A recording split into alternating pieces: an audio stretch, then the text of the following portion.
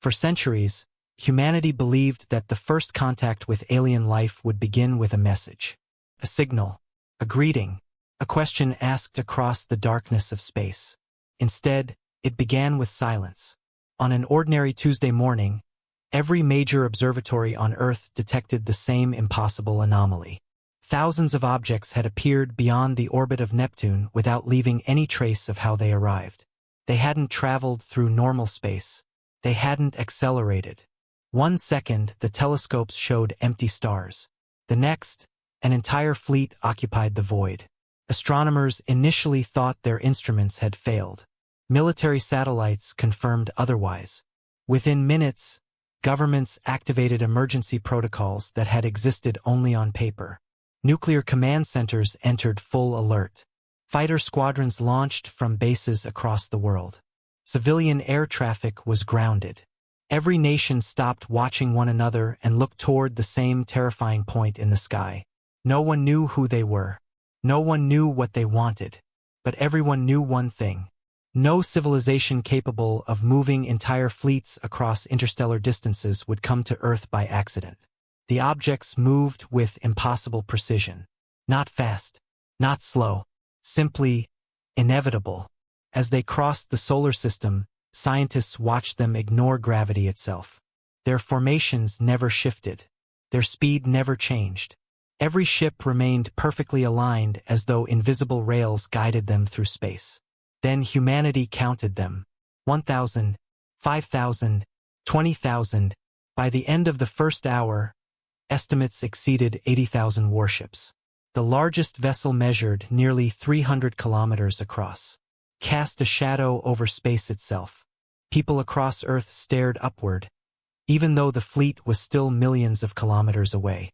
Fear spreads faster than light when imagination fills the distance. Social media exploded. Some believed salvation had arrived. Others declared the end of civilization. Religious leaders called for prayer. Stock markets collapsed before most traders even reached their offices. Entire cities emptied as families fled toward places that seemed safer, though no one could explain where safety actually existed. The President of the United States joined an emergency conference with leaders from every major nation. For the first time in recorded history, there were no political arguments, no ideological debates, only one question: what do we do? No one had an answer.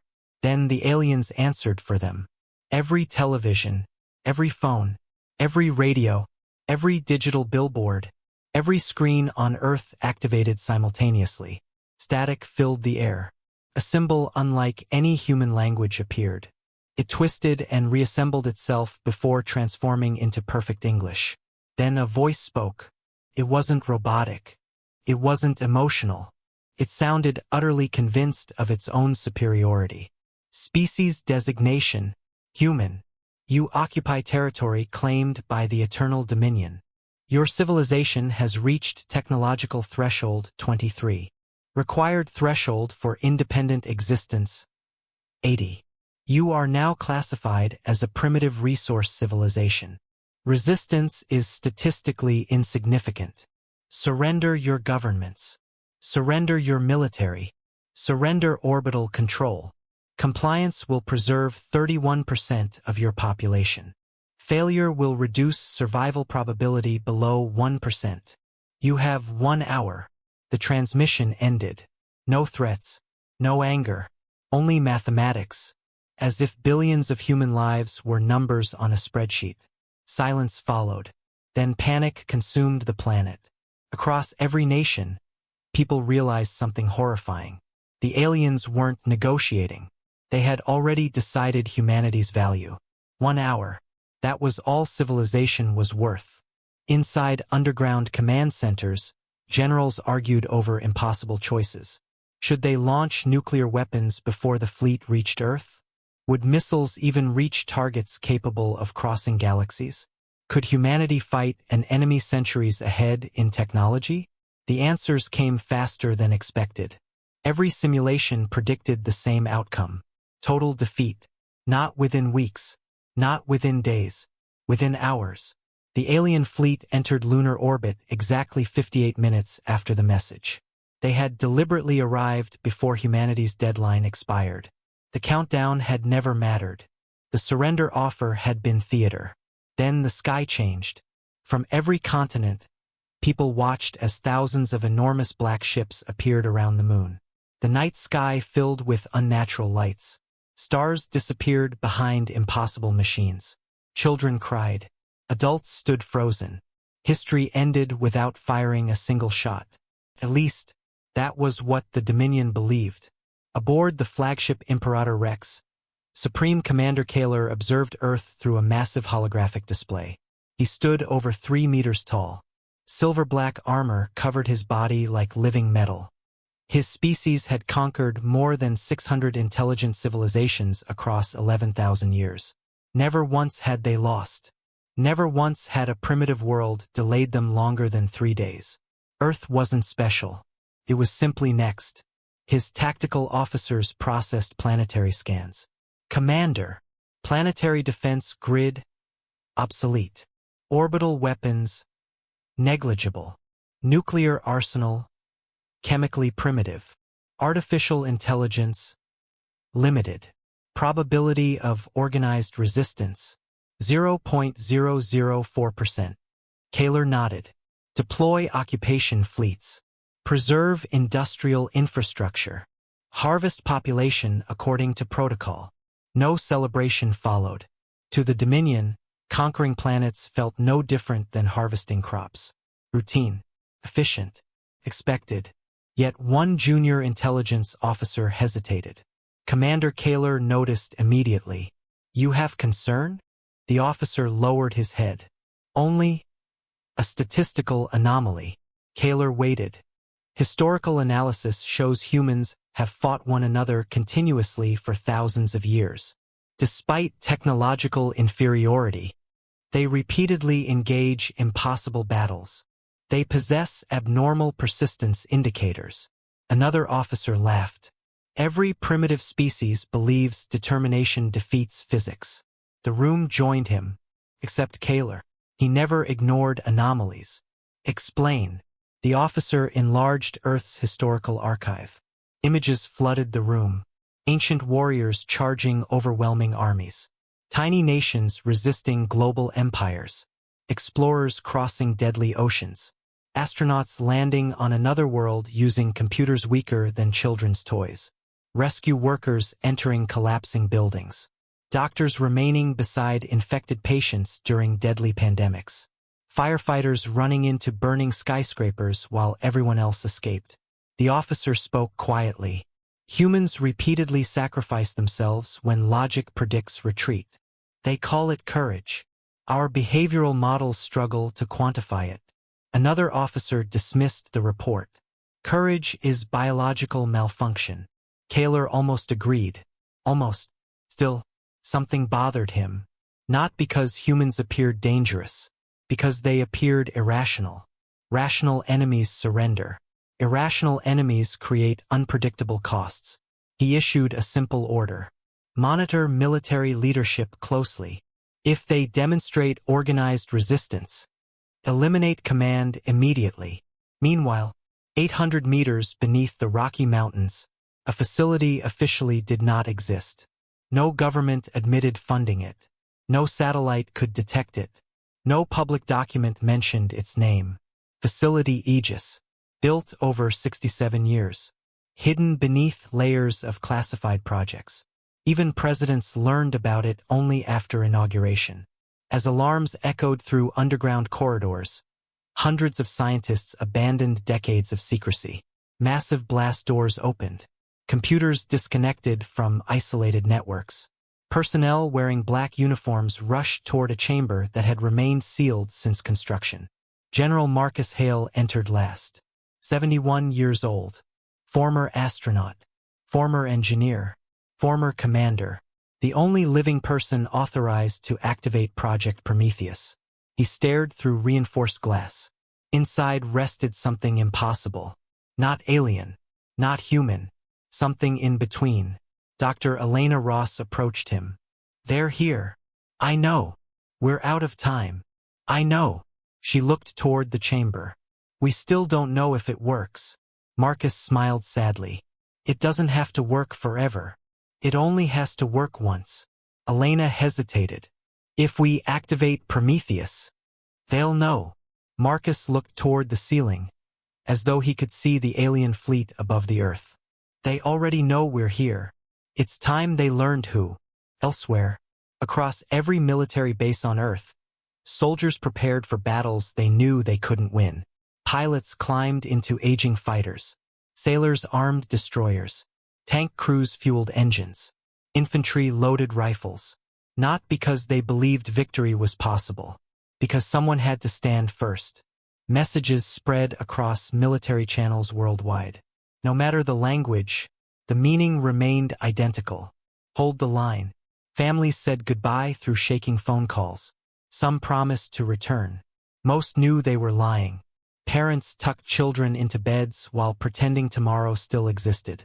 Teachers comforted students. Doctors remained in hospitals. Police directed terrified crowds instead of joining them. Ordinary people continued doing extraordinary things.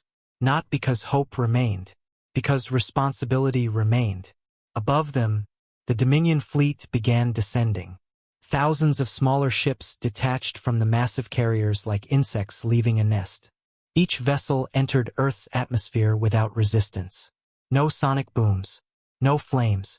Gravity itself seemed to obey them. Television cameras captured everything live. The first alien landing occurred outside New York City. Then London. Then Tokyo. Then Cairo. Then Sao Paulo. Then Sydney. Within minutes, every continent. Every major capital. Perfect synchronization. Human militaries opened fire. Missiles screamed upward. Railguns launched tungsten slugs. Fighter jets attacked from every direction. The results shocked everyone. Nothing happened. Alien shields absorbed every impact without visible strain. Entire missile barrages disappeared into glowing blue light. Nuclear submarines received launch authorization. Before they could fire, every missile system shut down simultaneously. Computers simply stopped obeying. The Dominion hadn't destroyed humanity's weapons. They had convinced them to refuse. Commander Kaler watched calmly. Primitive electronic architecture compromised. Continue occupation. Then, an alert interrupted the bridge. One tiny red signal blinked deep beneath North America. Unknown energy source detected. Not nuclear. Not chemical. Not antimatter. Something else. The officer frowned. Commander, we cannot classify this signature. Kaler stepped closer. For the first time that day, his confidence shifted. Only slightly, but enough to ask a question he had never asked during any previous conquest. What is that? 800 meters beneath the mountains, General Marcus Hale placed his hand on a biometric scanner. One by one, 7 authorization lights turned green. Massive steel doors trembled. Deep underground, something that had slept for decades finally awakened. A low mechanical sound echoed through the facility. Not loud, not violent, just ancient, as though a giant had taken its very first breath after a long sleep. Scientists looked at one another. Some smiled, some prayed, some cried. Marcus whispered only 4 words. Let's wake up humanity. The lights inside Project Prometheus came alive. And far above Earth, for the first time in 11,000 years of endless conquest, the Eternal Dominion encountered something its databases did not recognize. Deep beneath the Rocky Mountains, the sound that echoed through Facility Aegis was unlike anything any human had ever heard. It wasn't the hum of a machine. It wasn't the roar of an engine. It sounded alive. The vibration spread through the mountain itself, causing dust to fall from the reinforced ceilings. Hundreds of scientists froze in place as warning lights changed from red to white. One by one, systems that had remained dormant for decades began waking up.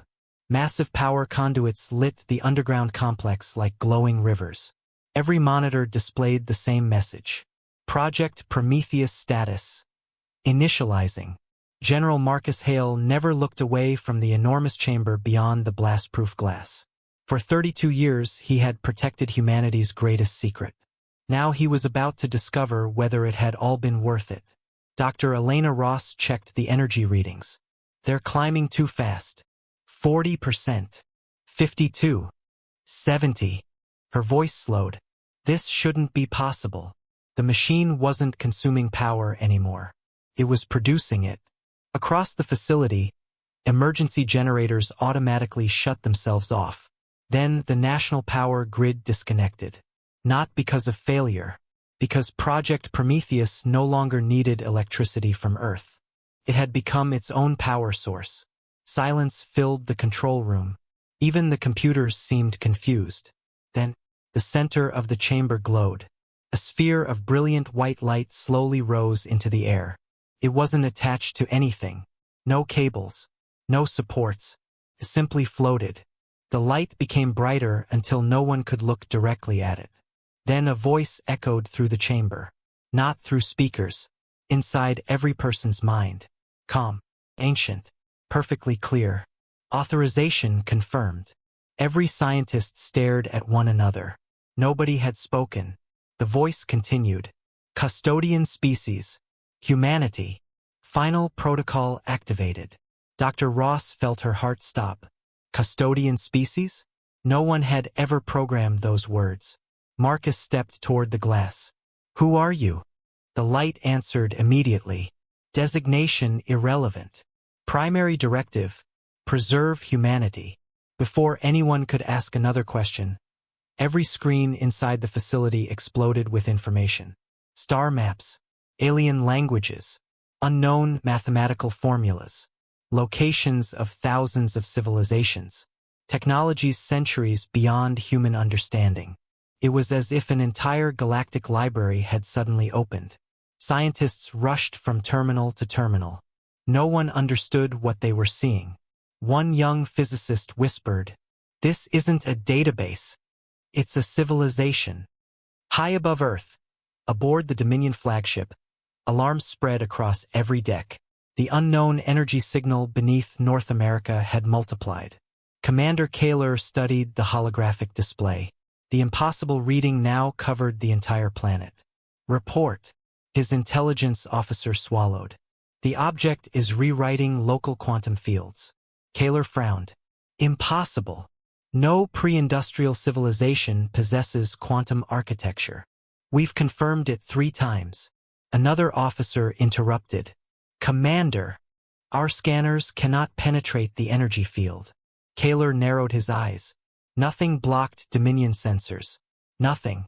During 11,000 years of conquest, every civilization had eventually become transparent beneath their technology. Except this one. He immediately changed the invasion plan. Delay surface occupation. Deploy reconnaissance. Do not engage until we understand the anomaly. Several officers looked surprised. It was the first cautious order Kaler had ever given. Down on Earth, nobody noticed. Humanity remained focused on survival. Alien landing craft hovered over every major city. Towering armored soldiers stepped onto human soil for the very first time. Nearly 3 meters tall. Covered in black metallic armor. Weapons that glowed with unstable blue energy. They marched with perfect synchronization. No shouting. No emotion. No hesitation. The Empire had conquered so many worlds that occupation had become routine. In New York City, people watched from apartment windows as alien troops calmly walked through empty streets. Cars had been abandoned. Subways stopped running. Helicopters lay silent. The city felt like civilization had already ended. Then, a little girl stepped into the middle of the road, maybe 6 years old. She had become separated from her parents during the evacuation. One alien soldier stopped. His weapon slowly aimed toward her. Several civilians screamed. A woman ran forward despite knowing she couldn't possibly reach the child in time. The alien's weapon charged. Blue energy gathered around the barrel. Then, without warning, every weapon in the entire platoon shut down. The glowing energy vanished.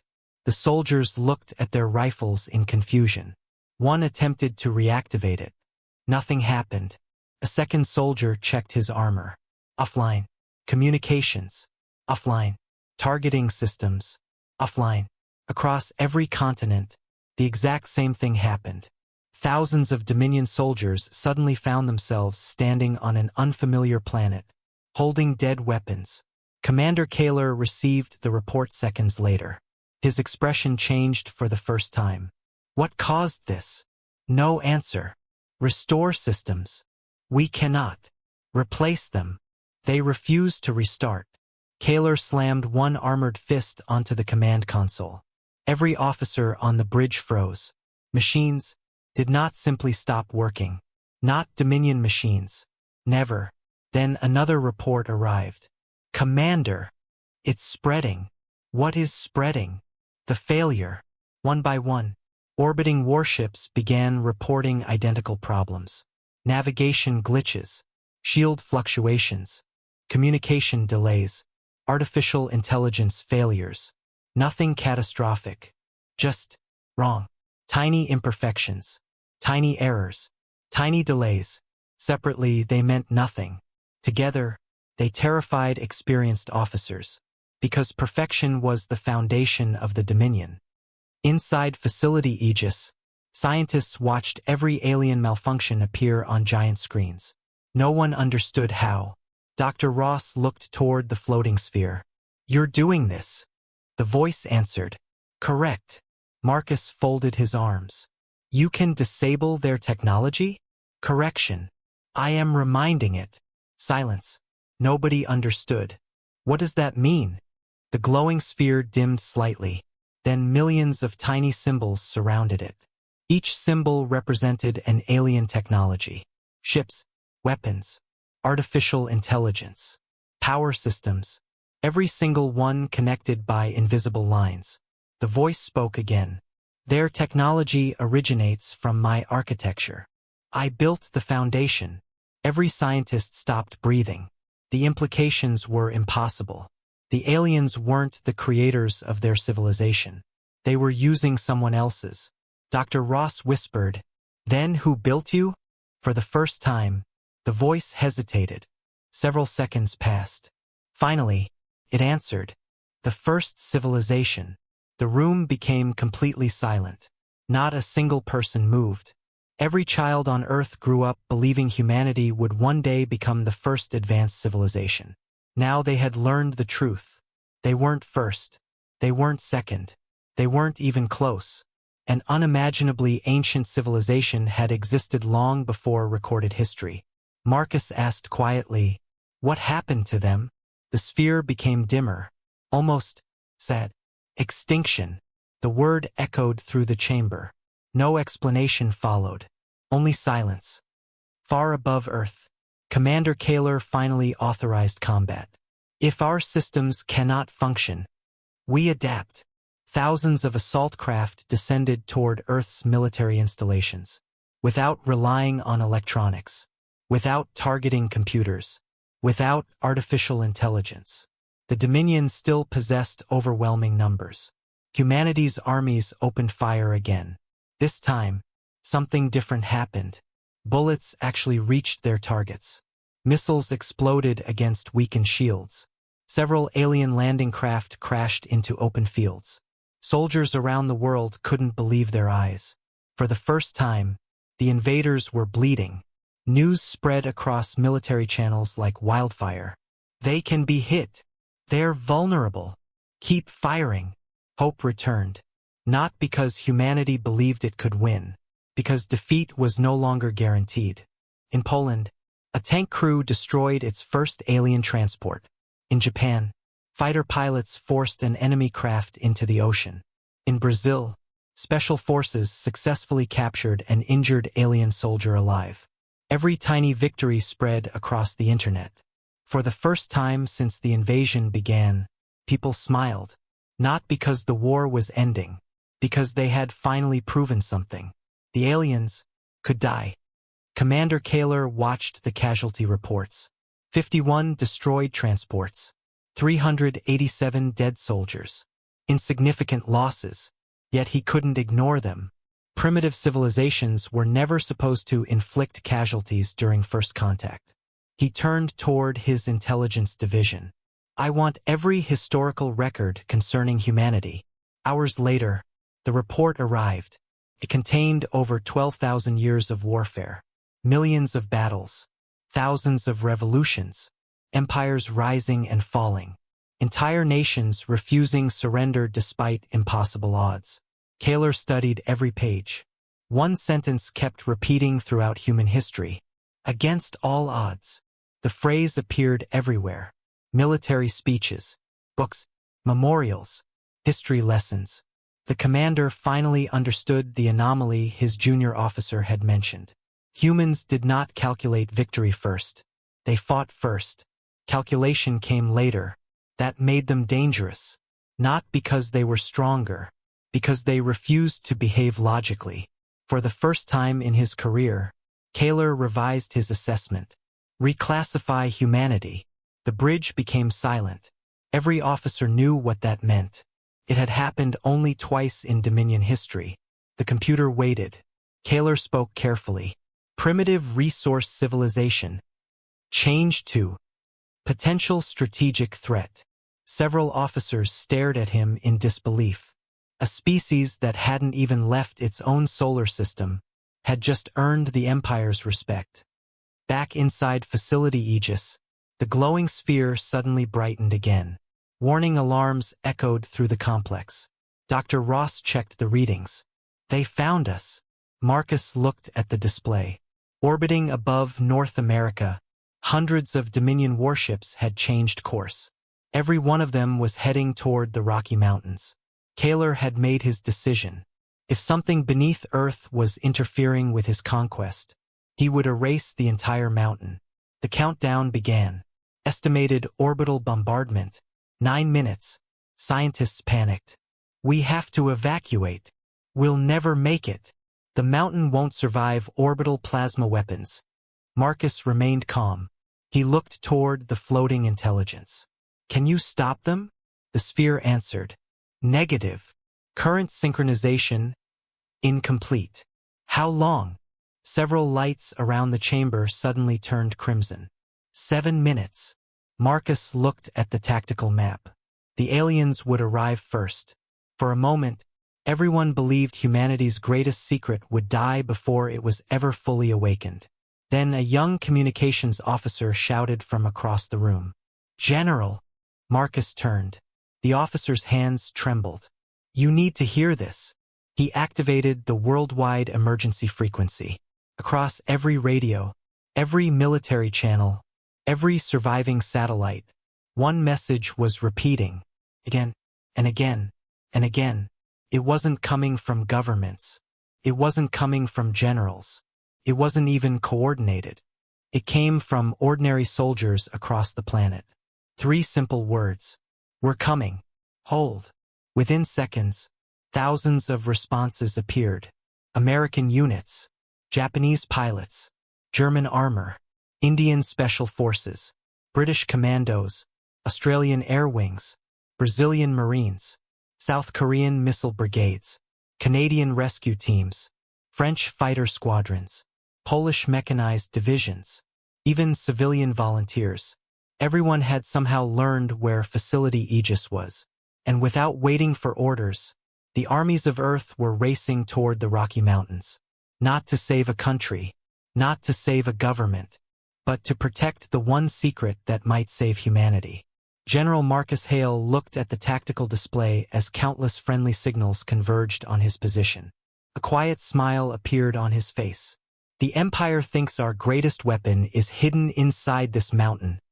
He looked toward the millions of human soldiers now moving as one. They're about to discover they were looking in the wrong place. Outside, the first Dominion battle fleet entered firing range. Inside, humanity prepared to make its stand. The first Dominion fleet entered firing position exactly 9 minutes after Commander Kaler issued the order. From orbit, hundreds of warships aligned themselves above the Rocky Mountains. Their weapons unfolded like giant metallic flowers, exposing rows of plasma emitters capable of vaporizing entire cities. Deep inside Facility Aegis, every tactical display flashed the same warning. Orbital strike imminent. Estimated impact. For minutes, General Marcus Hale remained perfectly still.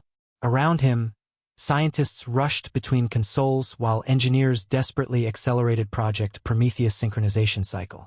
The glowing sphere floated silently in the center of the chamber, its light pulsing faster with every passing second. Dr. Elena Ross stared at the countdown. "We're not going to finish." The sphere answered before Marcus could. Probability of successful activation, 18.7%. Silence filled the room. 18%. Those were the best odds humanity had. Marcus nodded slowly. "Good." The scientists looked at him in disbelief. He smiled. "I've survived on worse." Outside the mountain, something extraordinary was happening. Every road leading toward Facility Aegis had become a battlefield. American armored brigades rolled through mountain passes. Canadian helicopters flew low across frozen valleys. Mexican special forces crossed the southern approach. European fighter wings arrived one after another despite knowing they would likely never return. For the first time in history, the armies of Earth were no longer separated by borders. Every radio channel carried the same command: protect the mountain. Nobody asked who gave the order. Nobody cared. High above the battlefield, Commander Kaler watched hundreds of human military convoys racing toward the facility. One officer spoke. "They're concentrating all remaining forces." Kaler nodded. "As expected. Destroy them." More than 3,000 Dominion assault craft detached from the fleet and plunged toward Earth. This time they didn't attempt occupation. They came to erase.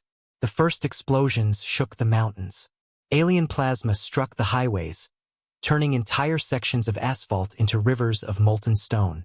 Human convoys disappeared beneath walls of fire. Yet the vehicles behind them never slowed. Destroyed tanks became cover. Burning trucks became barricades.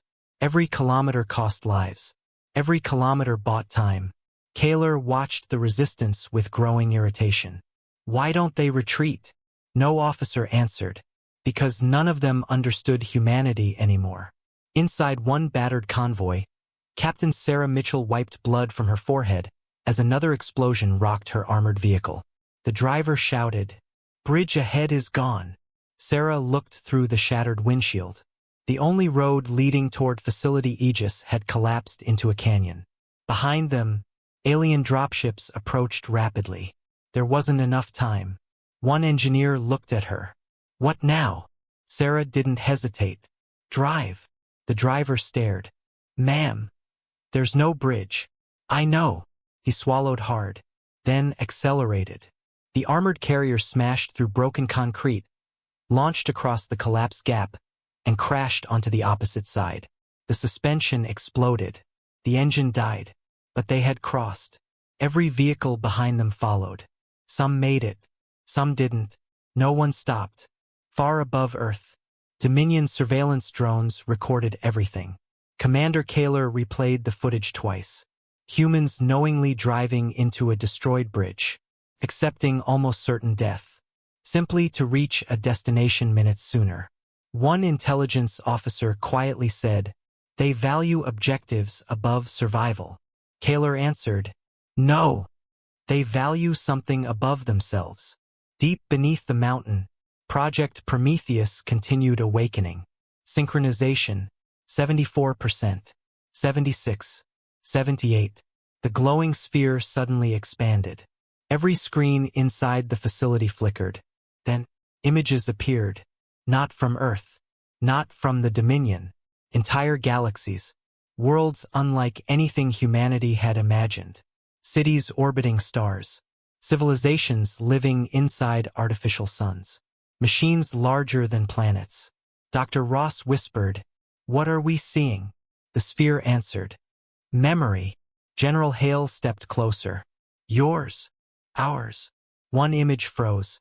A beautiful civilization stretched across an impossible ring surrounding a blue-white star. Millions of ships traveled peacefully. Children played beneath artificial skies. Then, darkness. Without warning, every city vanished beneath black waves of energy. Stars disappeared. Entire planets shattered. The recording ended. The control room fell silent. Marcus finally asked the question everyone feared. What destroyed them? For several seconds, nothing. Then the sphere spoke. The silence. Nobody understood. What is the silence? The sphere dimmed. Unknown.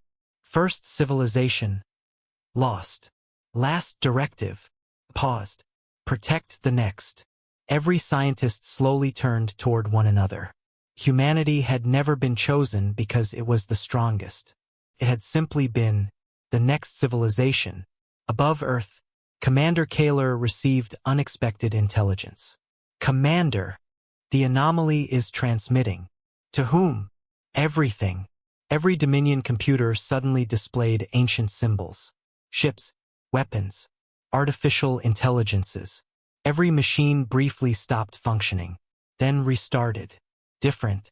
One engineer screamed, "Our operating systems. They're changing."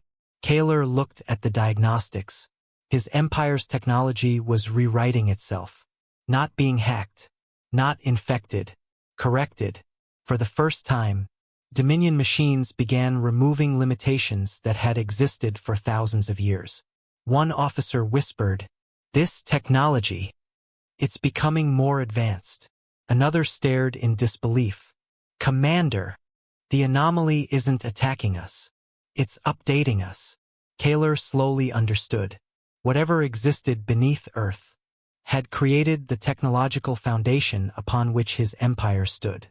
Back inside Facility Aegis, synchronization reached 90%. Suddenly every alarm activated. Orbital bombardment had begun. The mountain shook violently. Rock collapsed from the ceiling. Scientists were thrown across the room. One plasma beam struck the summit above. Another. Entire sections of the mountain began collapsing. Marcus looked upward. "They've started." The sphere answered calmly. "Acknowledged. You sound remarkably unconcerned." "Correct." "Why?" The light brightened. "Because humanity has arrived." Outside, the largest military battle in Earth's history had begun. Hundreds of thousands of human soldiers surrounded the Rocky Mountains. Alien landing craft filled the skies. The ground trembled beneath tanks. Missiles streaked overhead. Aircraft fought above burning forests. There was no single front line. The entire mountain had become one battlefield. Captain Sarah Mitchell climbed onto the wreck of her destroyed carrier. She looked toward thousands of approaching Dominion soldiers. Her ammunition was nearly gone. Around her stood soldiers from 23 different countries. None spoke the same language. None needed to.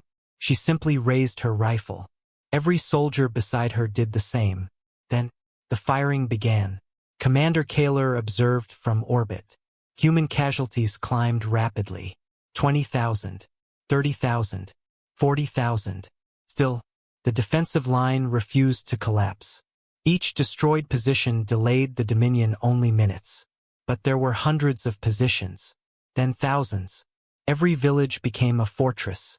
Every road became an ambush. Every mountain became a wall. Kaler quietly admitted something he had never imagined saying. "This world does not surrender." Inside Project Prometheus, synchronization reached 98%. Dr. Ross smiled for the first time. "We're almost there." The sphere suddenly became brighter than the sun. Every person shielded their eyes. Then, a new voice echoed through the chamber. Not ancient, not mechanical, human. "General Hale." Marcus froze. He recognized it instantly. "No." The voice continued. "You've grown old." Marcus slowly turned toward the light. Tears filled his eyes. "It can't be." The woman standing inside the glowing sphere smiled exactly as she had 40 years earlier. Dr. Amelia Carter, the scientist who officially died during Project Prometheus' first experiment. Every person in the room stared in disbelief. Marcus whispered, "Amelia." She nodded gently. "I never left." The room fell completely silent. Amelia looked toward every scientist, then spoke words that changed humanity forever. Project Prometheus was never a weapon. It was a key. Marcus struggled to breathe. A key? To what? She looked upward, to humanity's inheritance. Before anyone could ask another question, every light inside Facility Aegis exploded into brilliant white. Across Earth, every satellite activated. Every radio, every computer, every screen, every human being looked up as something impossible emerged from beneath the Rocky Mountains. Not a missile, not a spaceship. An enormous structure rose from inside the Earth itself. It continued climbing. 1 kilometer, 3 kilometers, 5 kilometers. Its surface shimmered like liquid silver. Ancient symbols glowed across its sides. The mountain cracked apart as the colossal object reached the surface. Commander Kaler stood frozen aboard his flagship. His tactical officers stopped speaking. One finally whispered, "Commander, I think that mountain was never a mountain." The object continued rising, and for the very first time in 11,000 years, the Eternal Dominion realized they hadn't invaded a primitive planet. They had invaded the vault of the oldest civilization the galaxy had ever known. The silver structure continued rising from the shattered mountain until it stood higher than the tallest skyscrapers on Earth. Its surface shimmered like liquid metal, reflecting the burning skies above. Ancient symbols glowed brighter with every passing second, and a deep vibration spread across the planet. Every Dominion warship stopped firing. Not by choice. Their weapons simply refused to obey. Commander Kaler stood motionless on the bridge of the Imperator Rex as warning messages flooded every display. Primary weapons, offline. Command network, overridden. Unknown administrator detected. For the first time in his military career, Kaler had no command over his own fleet. He stared at the enormous structure rising from Earth and quietly asked, "Who built this?" No one answered. Deep inside Facility Aegis, Amelia Carter stood beside the glowing sphere. Marcus Hale looked at her with disbelief. "You've been alive all this time?" Amelia smiled faintly. "My body died 40 years ago. My mind didn't." She placed her hand on the floating sphere. "I became part of Prometheus." The chamber around them transformed. The walls disappeared, replaced by a breathtaking projection of the galaxy. Millions of stars stretched in every direction. Then hundreds of bright golden lights appeared. Each one represented an ancient vault. Amelia pointed toward them. "There are hundreds of these hidden across the galaxy." Marcus frowned. "So why Earth?" Amelia looked directly at him. "Because humanity never stopped choosing others before themselves. That was the final requirement." Outside, the battle still raged. Human soldiers continued defending the mountain even though they had no idea what was happening beneath it. Captain Sarah Mitchell fired the last magazine from her rifle before grabbing an abandoned alien weapon. To her surprise, it activated the moment she touched it. Blue energy raced across its surface. The weapon recognized her. She looked at it in disbelief. "So, now you're on our side." Around her, other soldiers experienced the same thing. Alien rifles, drones, even damaged walkers. One by one, they began responding to human commands. The battlefield slowly changed. The invaders' own technology was turning against them. High above Earth, Commander Kaler finally understood the horrifying truth. The Dominion had never truly owned its technology. It had only borrowed it from a civilization that disappeared millions of years ago. And now, its true custodians had returned. He slowly lowered his head. For the first time in 11,000 years, the Eternal Dominion realized they were no longer the hunters. They had become the ones being judged. Silence spread across the battlefield. The gunfire that had echoed through the Rocky Mountains for hours began to fade as every Dominion soldier lowered their weapon. Above Earth, thousands of warships drifted motionless, waiting for a command that never came. Commander Kaler stood before the bridge viewport, watching the silver vault shine beneath the clouds. For the first time in his life, victory was no longer an option. Defeat was no longer the question. Only truth remained. Deep inside the vault, the glowing sphere slowly dimmed. Amelia Carter looked toward Marcus Hale one last time. The first civilization believed that power without compassion always destroys itself. They searched the galaxy for a species that would protect knowledge instead of ruling with it. Marcus asked quietly, "And they chose us?" Amelia smiled. "No, they gave humanity the chance to choose. The choice was yours." At that moment, the central chamber opened. An ancient control platform rose from the floor, surrounded by streams of golden light. The vault recognized humanity as its rightful custodians. Across the solar system, forgotten stations awakened. Hidden observatories emerged from asteroids. Ancient beacons lit up beyond Pluto. For millions of years they had waited. Now they finally had someone to answer to. Commander Kaler ordered a secure channel to Earth. His image appeared inside Facility Aegis. He removed his helmet, a gesture no Dominion commander had ever made before an enemy. "We came to conquer your world," he said. "Instead, we discovered we never understood the galaxy." Marcus met his gaze. "What happens now?" Kaler lowered his head. "The Dominion withdraws. We will remember this day, not as the day humanity defeated us, but as the day we learned why we never deserved to rule." One by one, Dominion warships turned away from Earth. Their engines ignited. Within minutes, the enormous fleet disappeared into the darkness between the stars. The invasion was over. The weeks that followed changed civilization forever. Nations that had once competed began rebuilding together. Scientists from every country worked side by side inside Facility Aegis. The technologies unlocked by Project Prometheus ended global energy shortages, cured diseases once thought impossible, and opened humanity's first true path to the stars. But Marcus Hale made one decision that surprised everyone. He ordered that none of the Vault's weapons would ever be used for conquest, only for defense, only to protect life. The world agreed. Years later, humanity launched its first interstellar expedition. Not with an armada, not with an invasion force, but with explorers. As the first human starship crossed beyond the edge of the solar system, its captain transmitted a message on every known frequency. "We are humanity. We come not to conquer, but to learn, to protect, and to stand beside those who choose peace." Far away, across countless star systems, civilizations that had hidden from the Dominion for centuries heard the message.